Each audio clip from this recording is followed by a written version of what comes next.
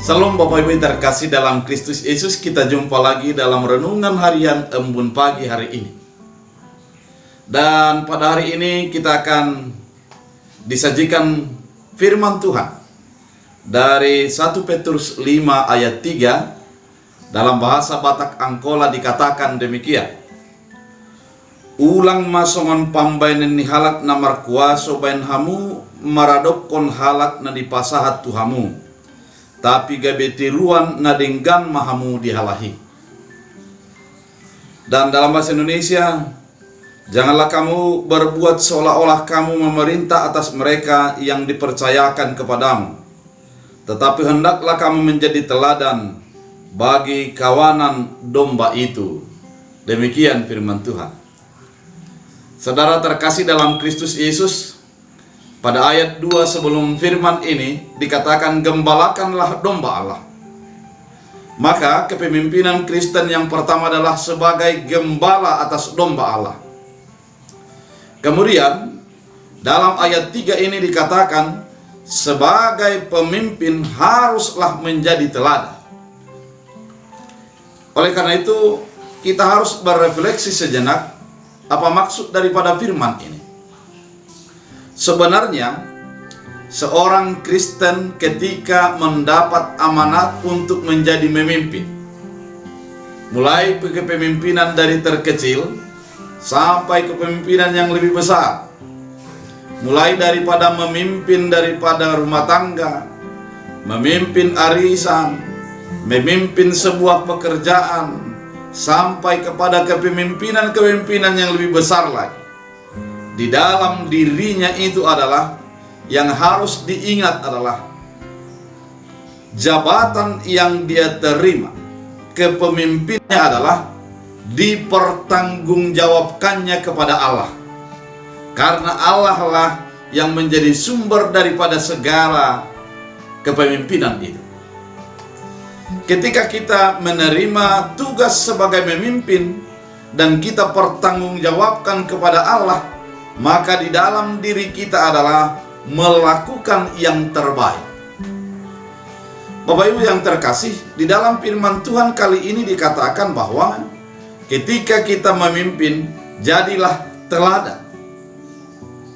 Menjadi teladan merupakan kunci sukses daripada sebuah kepemimpinan.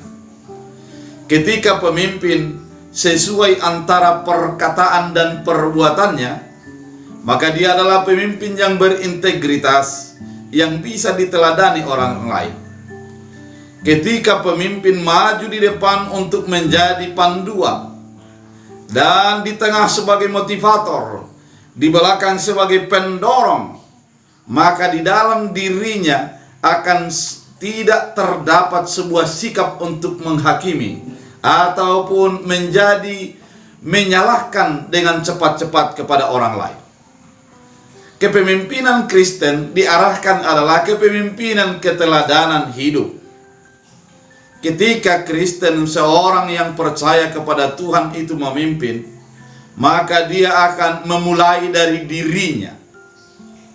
Yesus di dalam kepemimpinannya memulai dari dirinya, di mana ketika Yesus dihadapkan dengan kesulitan, akan dihadapkan dengan salib, yang dilakukannya adalah berdoa.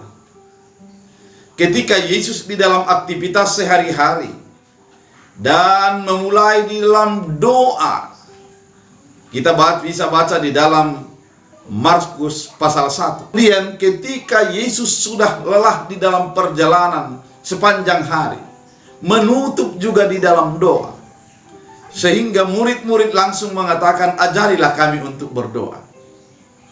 Demikian sesungguhnya pemimpin ketika dia menunjukkan keteladanan, maka di dalam dirinya itu akan dipelajari orang sekitarnya dan menjadi meniru bagaimana pemimpin itu dalam perjalanan sebuah organisasi, sebuah institusi. Oleh karena itu Bapak Ibu yang terkasih dalam Kristus Yesus, kepemimpinan merupakan sesuatu amanat di dalam keteladanan. Maka mari kita menjadi teladan.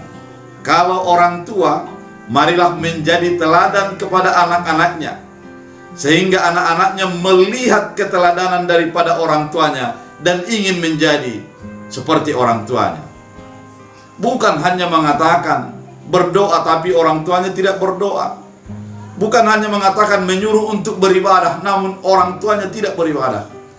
Namun ketika selalu melakukannya setiap saat, maka anak-anaknya akan mengikutinya. Ketika pemimpin gereja melakukan keteladanan, memberikan hati sepenuhnya kepada apa yang dilayaninya, maka dari sanalah akan terpancar bagi umat Allah bahwa dia benar-benar melayani dengan tulus dan ikhlas.